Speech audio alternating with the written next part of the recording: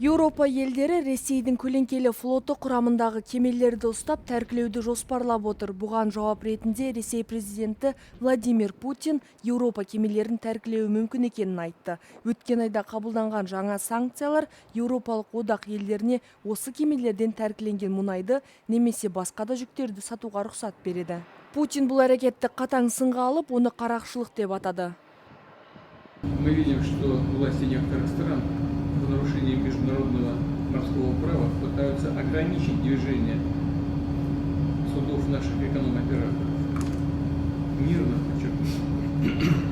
А недавно додумались до возможности захвата наших судов и продажи награбленного у нас имущества. Разумеется, это не что иное, как пиратство и разбой. И если это на практике начнет реализовываться, мы вынуждены будем отвечать зеркально.